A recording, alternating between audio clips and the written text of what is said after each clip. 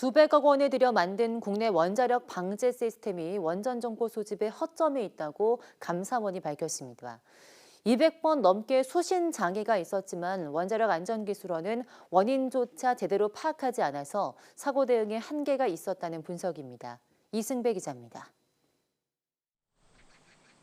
원자력 안전기술원 킨스는 국가방사능 방제 계획에 따라 방사능 영향평가 정보 시스템을 만들었습니다.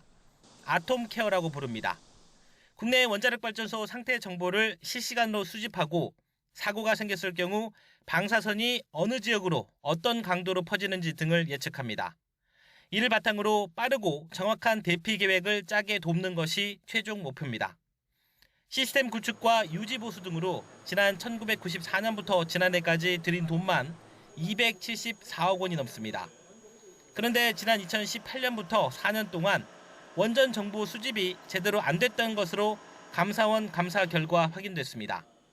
정보 수신에 장애가 있었던 건데 확인된 것만 221번에 달했습니다. 아예 26개 원전 전체 운전 정보를 수집 못한 적도 있었던 것으로 조사됐습니다. 하지만 기술원은 한국수력원자력의 전송 프로그램에서 발생한 단순한 장애로 보고 원인조차 파악하지 않은 것으로 드러났습니다.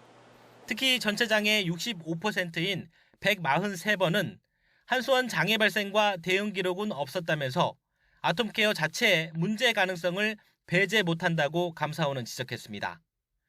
사고가 났을 때 방사능 유출 경로를 예측하는 분석 시스템도 명백한 이유와 합리적 절차 없이 바꾼 것으로 확인됐습니다.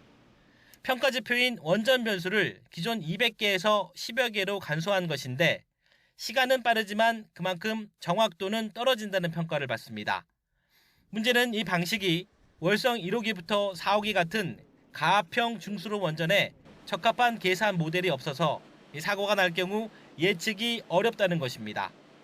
감사원은 기존 시스템을 10년에 걸쳐 개발하고선 유지 보수와 사용이 어렵다며 관련 기관 협의나 전문가 검증도 없이 폐기했다면서 이 시스템의 중요도에 비해 충분한 검토 없이 무책임하게 변경했다고 지적했습니다.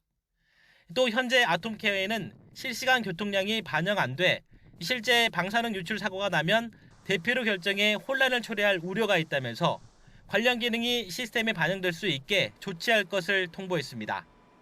YTN 이승배입니다.